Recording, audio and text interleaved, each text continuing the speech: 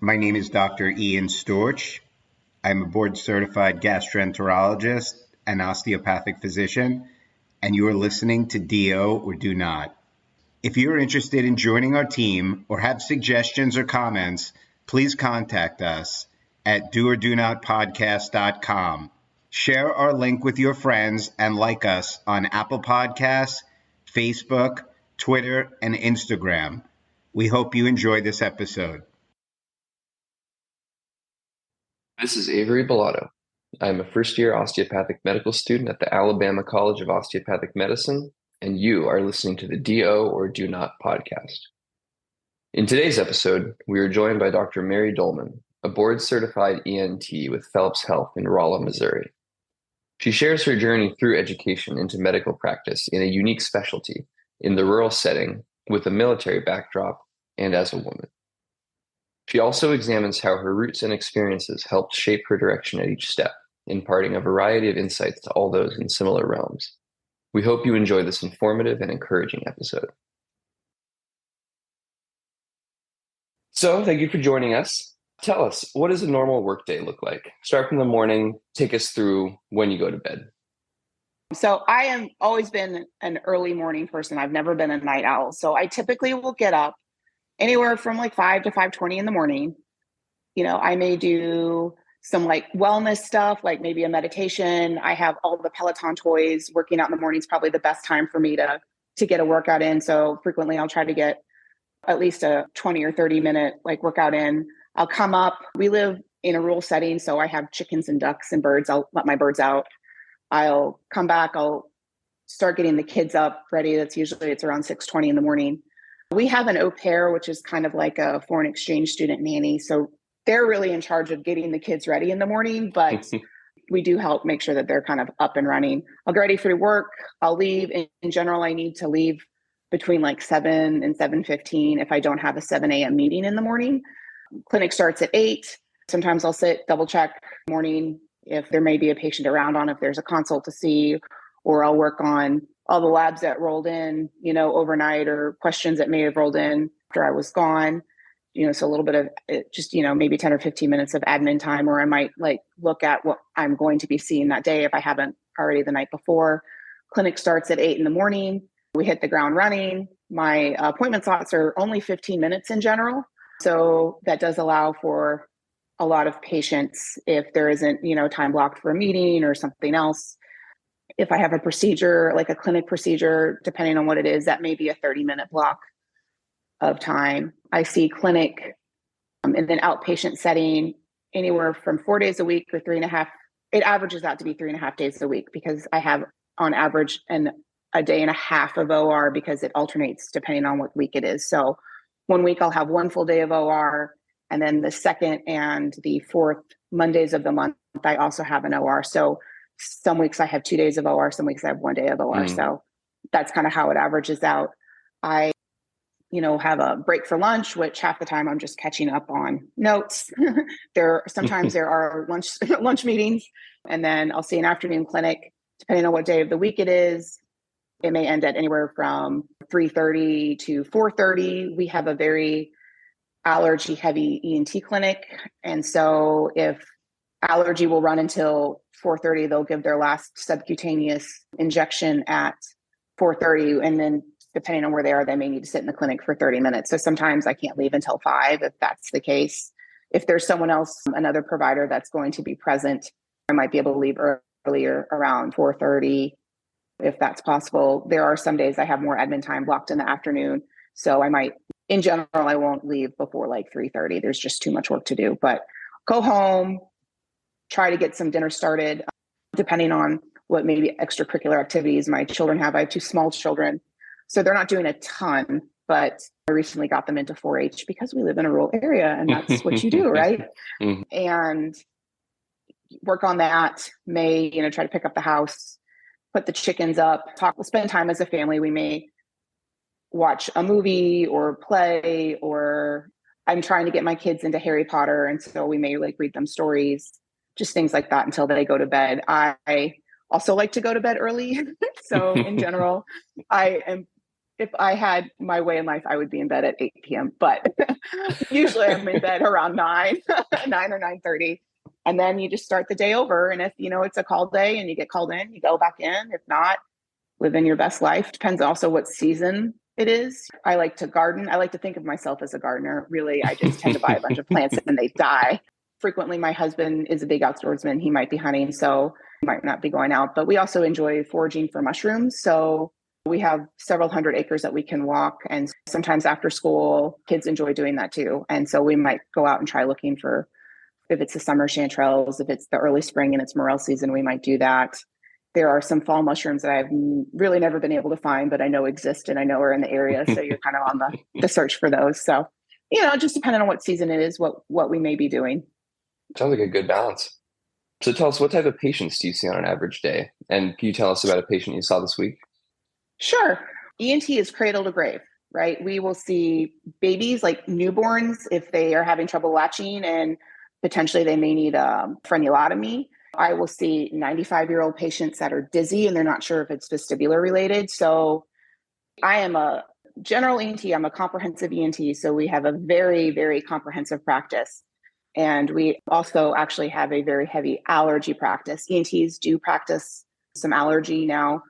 My personal opinion of ENT allergy is it's kind of like poor man's practical allergy. Do not pretend to be an immunologist or an allergist immunologist that has much more fellowship level in-depth training, especially for maybe allergies that aren't environmental. Hey, I think I had a better reaction to this vaccine. I think I might be allergic to an aspect of that. But we do practice a lot of environmental allergy identification and treatment. And so that is a large part of the practice where people come in and we'll treat a lot of asthma, because I feel like when you start allergy, you buy into asthma a little bit. And since we are set up to do a lot of injections in our clinic, in our allergy clinic, we actually frequently will have pulmonology send people down that may qualify for a biologic, because we also treat some ENT diseases with biologics, especially if they're chronic sinusitis with nasal polyposis that may be allergy related, or there's definitely an allergy tied to it. And I mean, there's a unified airway, so things are related. A lot of asthma is closely related to allergies and inhaled allergens. And so we treat a lot of that, or they'll come in for a cough. Chronic cough is another favorite medical diagnosis that we see a lot. And, sometimes it's asthma, sometimes it's not. We have an algorithm that you want to go through and, make sure that really common things are treated, like postnasal drainage and reflux. And that's all medical, right? That's all talking to the person and getting the correct history and finding out, since we're a very rural setting, some of these other specialists are very, very limited. And so they're 6 or 8 months out to see the dermatologist, but the family practice doctor or the family primary care provider may be like, hey, look, we've got these great ENTs that are quite comprehensive. Maybe they can help you out. And so we get a lot of that. We actually, and then we get a lot of surgical stuff, large thyroid nodules that need to be worked up. And then ENT bread and butter, tonsillar hypertrophy that looks like it may be related to pediatric sleep disorder breathing or chronic tonsillitis, lots of sinus disease, kids that have chronic otitis media or recurrent acute otitis media that need tubes, and then other maybe non-surgical ENT things like the dizziness and giddiness, and they're not sure if it's really vestibular related or not. So very comprehensive, lots of neck masses that need to be worked up for cancer. We do that. So when and how did you choose EMT, and what are your favorite aspects of the specialty? I didn't really know what I wanted to do. I think like most medical students, when I started off, I had a general idea. And then as you learn about more specialties, I really enjoy that, or I really enjoy that. And then you kind of start your clinicals and you're like, oh, these are my people, right? You kind of develop your interests and stuff. So I had patient experience as an ENT. I had tubes in my ears when I was little. I had my tonsils out, and I do remember some of that. And so I had some patient experience. And then when we really started learning about maybe more the medical aspect of it, I really enjoyed that. I really enjoyed the idea of having knowledge that was maybe an inch wide, a mile deep. I enjoyed also too, as I went through medical school, I did realize that I like doing things with my hands. I enjoy people. I enjoy the patient-physician relationship. And then I was like, but I don't want to get pigeonholed in this specialty where it's just you treat them and treat them. And that's kind of where ENT came into play. They had a really great personality. Their personality tends to be more the happy surgeon. They treat lots of children, which I really enjoyed.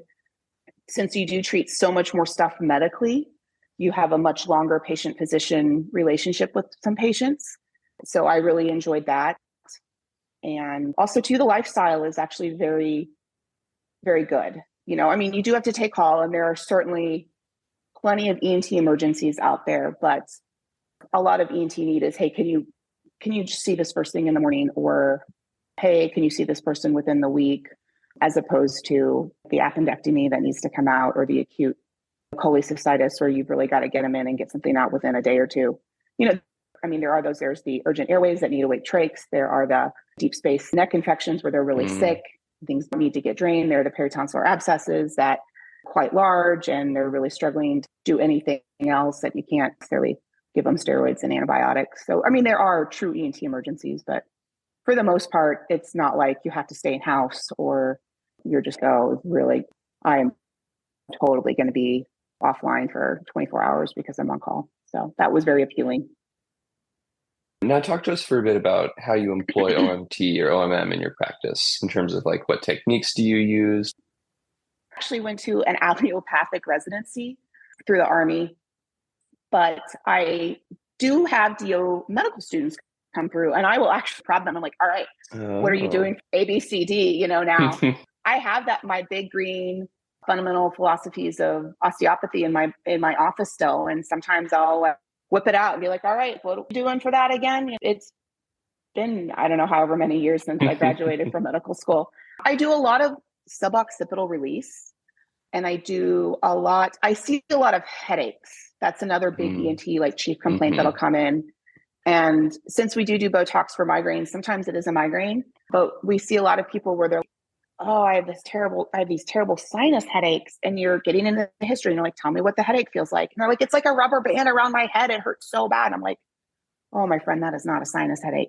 That is a tension headache. And so I'll suboccipital release and it does make it a lot better. Or I will do some HVLA on the cervical spine or maybe in down to the thoracics and kind of try to get some of that back in line.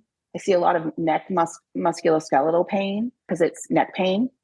And you ask them to show you where it is, and they're like going straight up and down their sternocleidomastoid. And so you'll try to do some strain and counter strain and active and passive motion.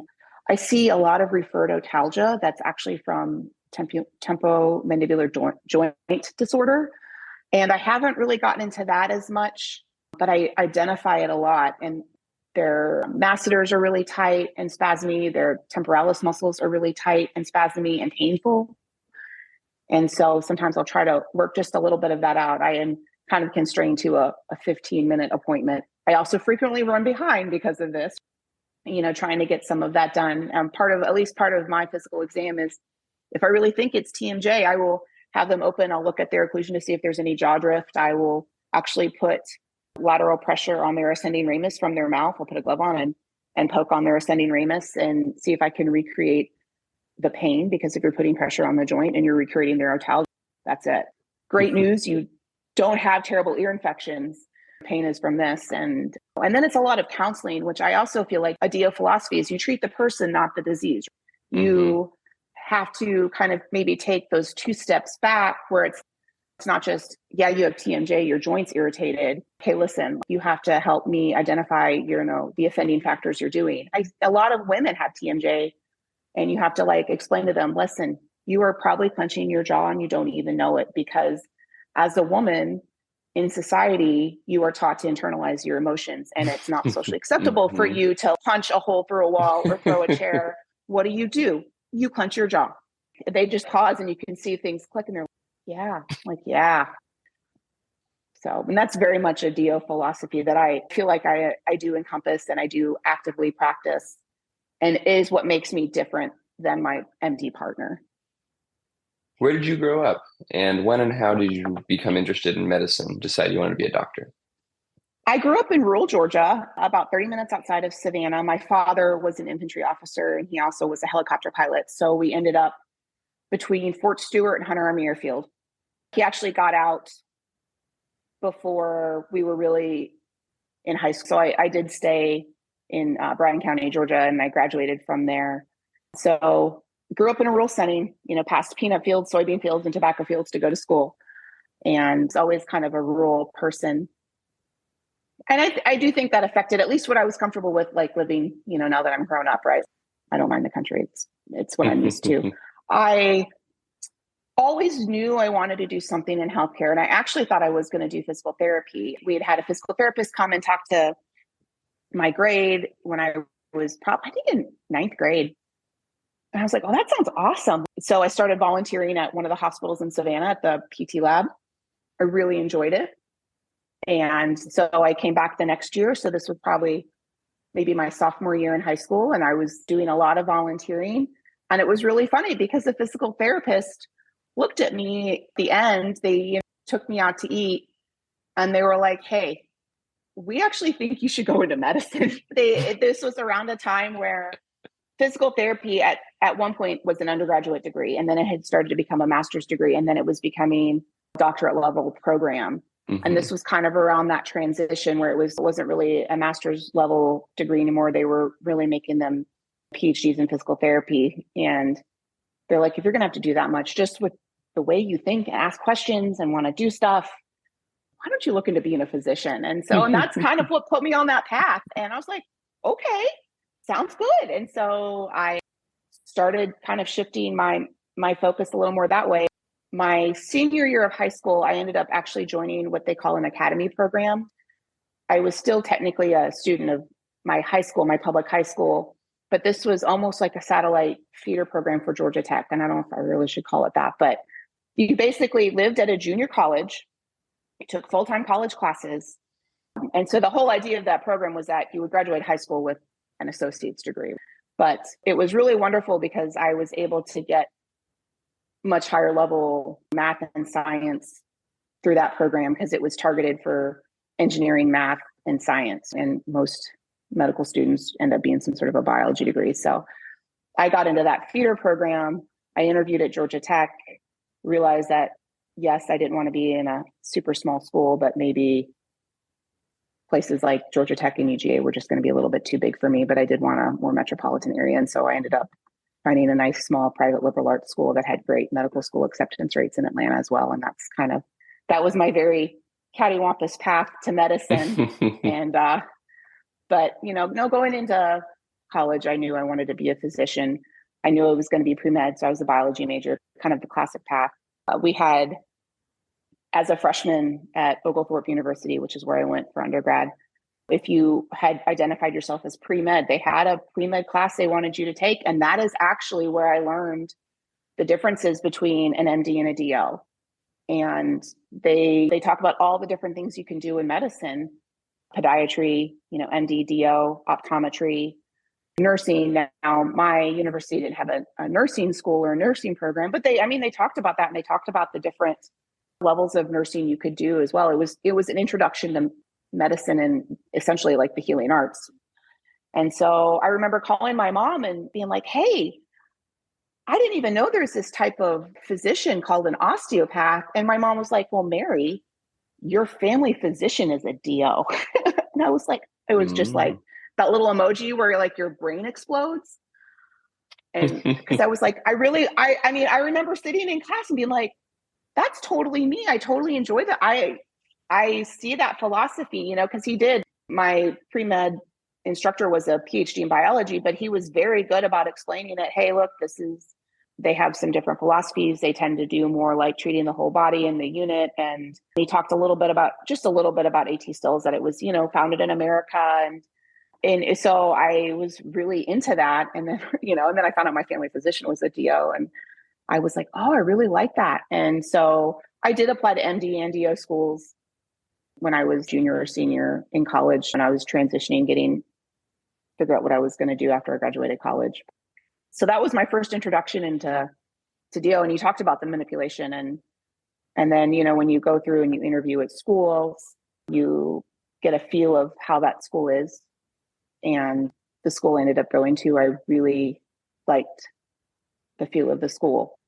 it also happened to be the first school that officially accepted me. And so when I got the letter back saying, congratulations, you've been accepted into the Lake Erie College of Osteopathic Medicine, to secure your spot, we require a $1,500 non-refundable deposit. I sat there and I looked at the letter and I looked at all the other schools that I had applied to. I had kind of decided I was probably going to do DO. And so I was like, well, burn the hands worth two in the bush. And I wrote that $1,500 deposit and I withdrew all my other applications. And that's how I did. But I had a good feeling about the school. And there were a lot of other things too about the school I went to. My father is from Erie, Pennsylvania, which is Lake Erie College of Osteopathic Medicine. It's their main campus. It's their original school. And so my aunt had said, well, if you come here, you can live with me for free. Okay, awesome. So there's rent, there's like room and board right there. And then it was also a wonderful opportunity to really spend time with some extended family. As I had said before, my father was in the military and we didn't really move around. We didn't PCS a lot because he got out when I was younger, but we were very distant. We were geographically separated from all my extended family. My mom's from Minnesota, my dad's from Pennsylvania. And so while we had great relationships with them, I only got to see them once a year. And so this was a great opportunity to really get to be with my dad's family and really get to be around my aunts and uncles that I really loved and my cousins, but I hadn't really been able to know past a 2-week visit every summer. So that was wonderful.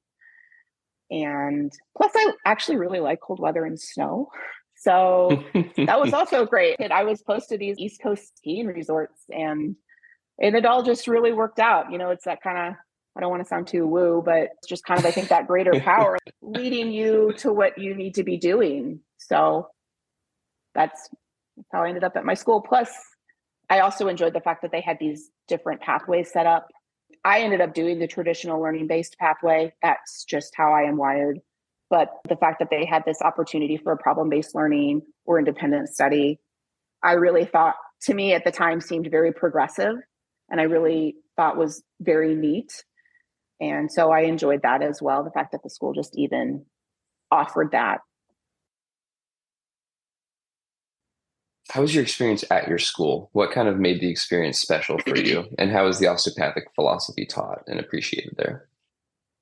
Lake Erie College of Osteopathic Medicine was very good about really embracing the DO philosophy and really making sure that you are a DO. You are, these are your fundamental beliefs. This is what makes us osteopaths. And it's not just OMT, right? It is the whole global, like looking at things from the 10,000 foot view. And like I said, treating the person, not the disease. And so I think they did a good job of really trying to incorporate that. Our T labs were very good. Like I said, I'm a little bit away from that now. The pathway that I had, the learning or the lecture-based pathway, was very disciplined and extremely structured. And for me, that was perfect. I thrive in that sort of an environment. And I think going into the military, it was very good way to get accustomed to some of the military mindset of that structure and that discipline. We had a professional dress code, which I know a lot of medical schools becoming a military physician, because in a way I was already used to that, because guess what? When you're in the Army, you have a professional dress code as well. You are expected to wear the military clothing. Obviously, you were around military ever since your childhood. What process led you to the decision of joining the military? And then how did that affect your search for residency, that and being a DO also? Yeah. It's the HPSP scholarship, right? The Health Professional Scholarship Program was what I did. And I was the president of the pre-med club when I was in undergrad, I believe my junior year. We had recruiters come and talk, and we had the military recruiter for HPSP coming and talking to the pre-med club. And they were like, hey, look, we'll pay for all your tuition, anything the school requires other than maybe a computer. You get a stipend every month, get to do wonderful free medical school. And I was like sold. I was like, oh, that is awesome, because medical school is expensive and it is a tremendous amount of debt. all right, I can do this. So I actually started doing that pathway. Being a brat, having my father in the Army, I think helped me a little bit.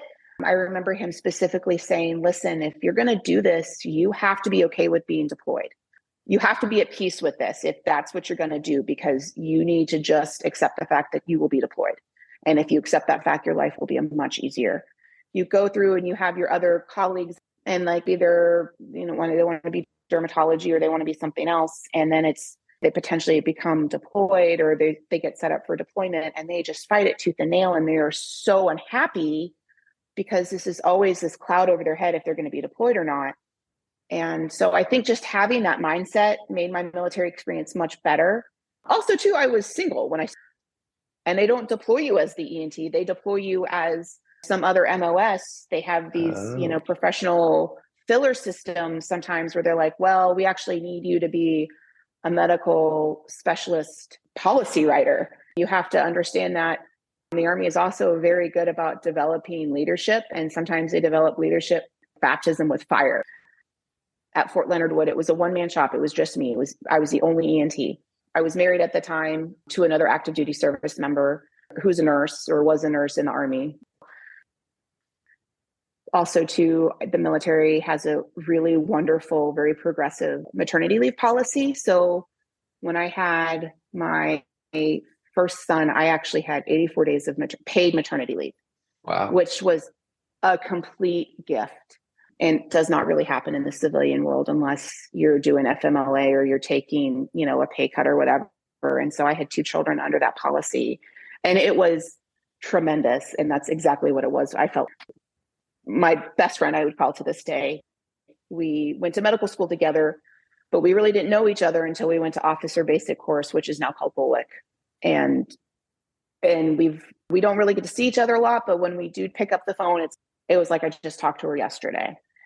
There's something about going through the military with someone by your side that's that same professional status. There is a connection that's very hard to explain, but it's very much there. Tell us about your residency. Was the experience different as a DO? Do you have any special stories or memories that kind of made it? I don't think anybody that makes it through residency ever looks back at residency and was like, that was the best time of my life. Residency was hard. It was very hard. And my experience is different from other people's experiences, and different residency programs definitely have different cultures. I was lucky enough to go into a tremendous military ENT residency. ENT residency across the board, they're very limited. There's just not a lot of them. And it's highly competitive. And so I realized military match is completely separate. Just to kind of take a step back with the match, I was HBSB, and so the expectation is we want you to do a military match. So I knew I wanted to do ENT, and luckily too, with the way they have things structured, you can do what they call these active duty trainings, where you can basically you become active duty and the Army pays for you to go to these places and provides you housing and food, and you can go to these residency programs essentially paid, and you're rotating on the service. So that was wonderful because that really offset costs, because one of the residencies is in Honolulu, Hawaii. And there's no way I think a civilian medical student could scrape enough money to go stay in Hawaii for 4 weeks. I tried to be really strategic where all the Army ENT residencies were. And I was like, okay, these are where I need to go. So I tried to plan things that way so I could go to these residencies, because it's kind of like an on-the-job interview, right? People aren't necessarily going to hire you or accept you into the residency if they've never seen you or they know your work ethic. That was tremendous. That gave me a good opportunity to get a feel. And I decided I wanted to go to Honolulu. That was a residency I really liked. And so I listed all the ENTs, and I was like, well, if I don't get that, they had something called transitional years. And so I listed transitional years in Honolulu, and then transitional year, I think, at Walter Reed, and then transitional year at Madigan, which is up in kind of the Tacoma, Seattle area. And so the year that I could apply as an ENT, so the year I applied, I want to say there were 9 people for 7 slots, but there was a lot of overflow from the year before of really probably excellent candidates that just didn't get picked that were going to reapply. So my first year, I did not get an ENT slot. I got my first transitional year slot. So I did an extra internship. And so I did get Hawaii transitional year. And I said, all right, then I'm going to use this opportunity to really show the ENT department I am awesome. But it was also great because it makes you a better doc, because I had this extra OBGYN rotation. I had, extra ER rotations. I had extra, family medicine and internal medicine and general surgery and all these things. And so I did get picked up my second year. And it was really funny because it was San Antonio, Texas, where I had never rotated before in my entire life. I didn't know anybody there. But it was, once again, it was that networking that the Army has. I had done a really good job showing them I was dedicated. I was a hard worker. I helped one of the chief residents get a paper published in the way that networking works.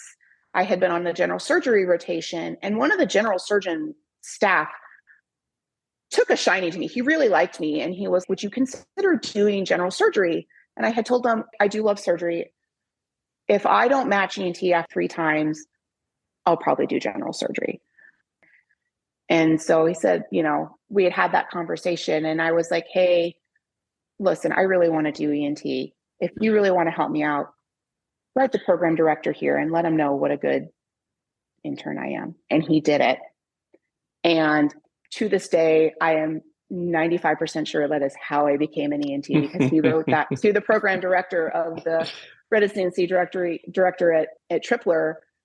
And the next, we're in the hallway, and all the ENT residents walk by me, and they're like patting me on the back and high-fiving me. And I'm like, what is going on? And later I found out that the residency director had actually forwarded that email to the rest of the residents. And so military match is very different in the fact that you kind of accrue these points. And so prior service plays into that. And so sometimes somebody can feel you're a good resident, but someone else may qualify for the spot because they have more points than you. I'm not a program director, so I'm not 100% sure exactly all the finer workings of that, but prior service plays a role. And so I remember re-interviewing for the residency spot with the program director of that residency at the time. And he looked at me and he was like, listen, Mary, I can't say a lot, but you're going to be okay. And I think that was his way of saying, look, you're going to match. All the program directors talk to each other. And I guess San Antonio had not felt like they had come across a lot of good candidates. And that's how I ended up at that residency program. But it was totally, said not to be super woo, but it was life's way of putting me where I needed to be, because if I hadn't gone to that residency, I would have not met my husband. I would not have been at a level 1 trauma center, which was the only level 1 trauma center in the DoD. And I would not have gotten the quality of training that I got. Now, all the other military residencies are excellent, but they're not level 1 trauma centers, and their staff wasn't as big. San Antonio had this robust staff. And as far as being a DO, the armed services have actually always been a little bit better with accepting DOs. In fact, they were one of the first places to truly consider them equal physicians. And so there's not a whole lot of difference when they look at you.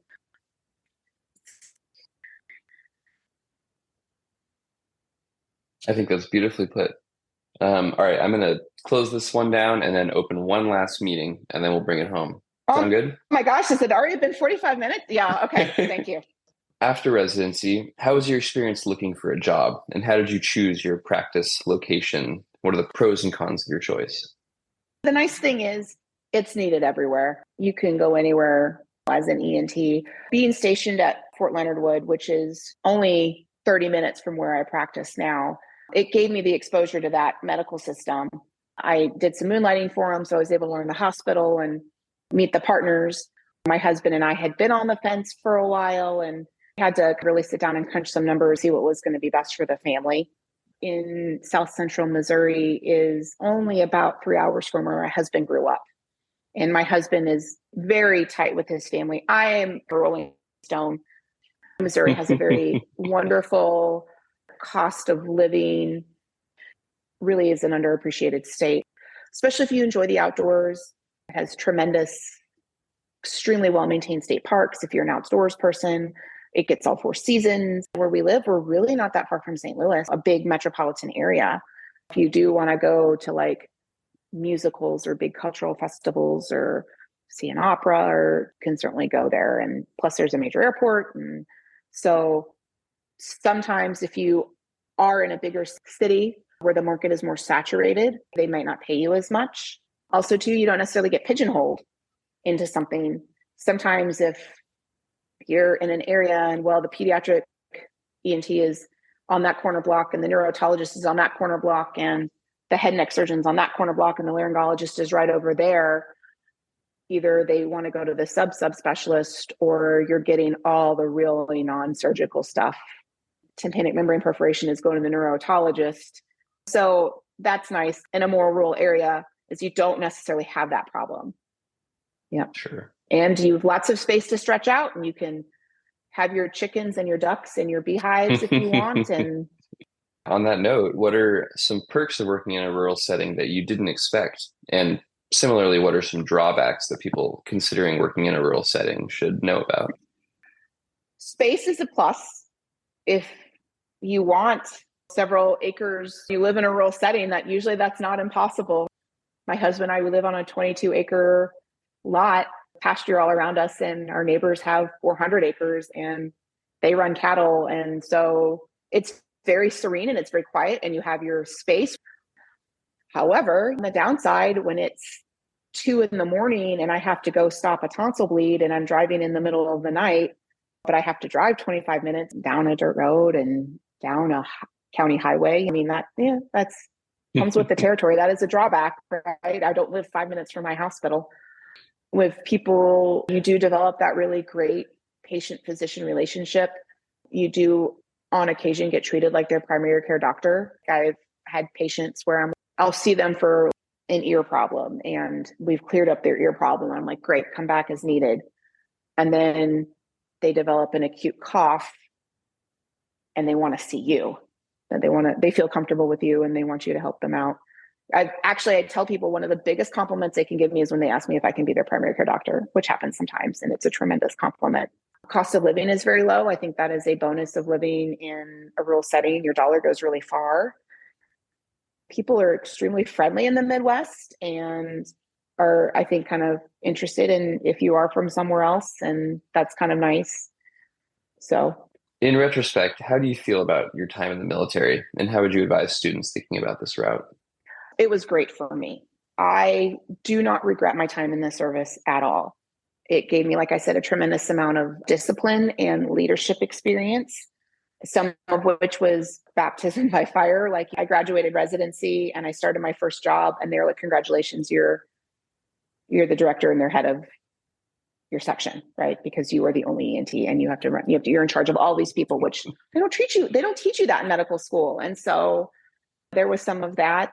I got to travel and I got to see all these wonderful places that I don't think I ever would have had the opportunity to if I wasn't. Not many people can say that they got to live in Hawaii for a year. That was really tremendous too. But at the same time, I think from a financial standpoint, in the grand scheme of things, if you end up being maybe a higher paid specialty, my payback time was 5 years. I had a 4-year scholarship. But since I had kind of done an extra internship and I did an extra residency was longer than 4 years, my payback time was longer. So getting good mentorship, which I think at least I feel like medicine has kind of made a shift and they are focusing more on that too. But just the military mentorship, I think is important if that's something you choose to do. Can you comment about succeeding as a female in a competitive surgical specialty, from getting a residency to job to practice? Yes. When I started out, I told myself I never want to play the female card. Oh, you're just treating me like that because I'm a woman. It is there though. It is, you do get treated differently, but I think being proactive and learning how to be a good communicator and learning how to sometimes take a step back and not be so emotionally driven, which is something I still work on today, right? Like try not to fly off the handle, but taking a breather and not sending that email when you are so fired up kind of help, I think, sometimes in general, women might do that a little bit more, helps. One of the things that I think really got me through is I have a lot of grit. I have a lot of persistence. And I think that is what carried me through, because I didn't get ENT that first time around. I was like, oh, all right, well, it's not for me. Being a woman, being a female, and I guess knowing when to challenge and when not to challenge kind of helped me out. And sometimes too, it got me in trouble, right? Because I didn't know when not to challenge. But I think the grit helped as a woman, and not being afraid to challenge, but doing it in a way that maybe doesn't threaten people is a good skill for women to do. And it's hard because you can't be so not threatening that you're overlooked or you do become a doormat, but not being afraid to bring things to people's attention and doing it in a way that makes people aware, but it doesn't necessarily hurt an ego. And not being afraid to negotiate. When I became a civilian and I was negotiating my contract, I don't think they expected me to come back and challenge them and be like, nope, I don't think that's fair market value for my time. I would like blah, blah, blah for my salary. And then they're like, oh, well, we can't do that. I'm like, okay, that's fine. Why don't you increase my bonus? I would like a moving bonus. In addition, I would like a good faith payment until I start full time. And I feel like women are notorious for being like, oh, thank you. This is what I got. Or doing their due diligence and asking around and being like, hey, what is fair market value for someone in this area doing this job? Because it's just a business thing, right? They want to get you for the lowest price possible, but not being afraid to, challenge. Can you tell us one thing about you that made you successful? What is your superpower? My superpower is definitely grit. And I think my residency director, when we were leaving the program, you kind of do an exit interview or whatever, but he told me, he was like, you've got more grit than anybody I know. You are my tall poppy, which is kind of an Australian, I think, term, because he did his fellowship in Australia. And he was like, don't ever lose that. You might run into some challenges, but just never quitting is really the mark of success. And it's funny, there are actually books written about that. And ironically, I had this book given to me, and the whole first chapter was, this book is about grit and persistence, right? And the whole first chapter was this person doing research on why some people can finish and make it through West Point, right? The Army Academy for undergraduate, and why some people can't. Because really everybody that comes in are very similar academically and very similar physically with their physical fitness. But it's like some people drop out right away. Some people drop out 3/4 of the way there, and some people make it. And what is that difference, right? And ultimately it was the persistence. It was the grit. It was the willingness to not stop after failure and picking yourself up and repivoting and going. And so, yes, I don't always get things right the first time, but I usually won't quit. I usually won't give up. But also having realistic expectations, or learning when you need to adjust the goal, maybe not quit, but adjust it to make it to where, in the end, you get where you want to be. I think those are extremely good qualities. This is our grand finale question. What is a piece of advice that somebody else gave you along the way that has really influenced you that you would like to pass on to our listeners? Do not take a no from someone that never had the authority to give you a yes in the first place. My dad told me that once, and I thought it was really good advice, knowing that sometimes it's just, you're going to have to get some no's, and just being like, okay, well, thank you. I'd like to speak to the next person about it, I think is really good, because a lot of times that's how people get what they want, right? They're just going to tell you no, and they're just going to expect you to take it at face value and move on. And then also too, I guess another really great piece of advice is finding those people that have learned how to play the game. Like, for example, me in residency, in retrospect, I really wish I had really picked my colleague's brain about military and how to get things done differently, because he had that life experience, and he knew how to play the game. And could look at what he would do, and I'd be like, how did you do that? And finding those people and like getting their mentorship and learning from their past experiences really will put you ahead light years. Whether it's finances or navigation through residency or life or the armed services, if you can see that and identify that and use that to your advantage, you will be so much further ahead in life because you've already learned from their mistakes and you're not going to necessarily repeat it and you're not going to have to do it the hard way. I think that was tremendous. Well said. Thank you so much for joining us, Dr. Doellman. Yes, thank you so much for having me. I enjoyed it. I hope this helps a lot of medical students and DO residents and DOs because it's a great time to be in medicine. I tell people that all the time. I look at the progress that we make and the amount of help you're able to give and the amount of lives you change. It's wonderful. In the end, it's such a fulfilling. I'd also like to relay that if you're in it for the right reasons, it is a lifetime of joy and satisfaction and fulfilling a higher purpose. And I really hope that those people graduating in medical school find that. A lot of it is, in fact, mindset. This concludes our episode of Do or Do Not. Send all inquiries, comments, suggestions, and even let us know if there is someone you want us to interview to doordonotpodcast@gmail.com. Don't forget to like us on Facebook at Do or Do Not Podcast for updates. If you enjoyed our podcast, please share it with your classmates and administration. We have plenty of more interviews lined up, and we're excited to share them with you. This is Tian Yu Shea. Thank you guys so much for listening to Do or Do Not.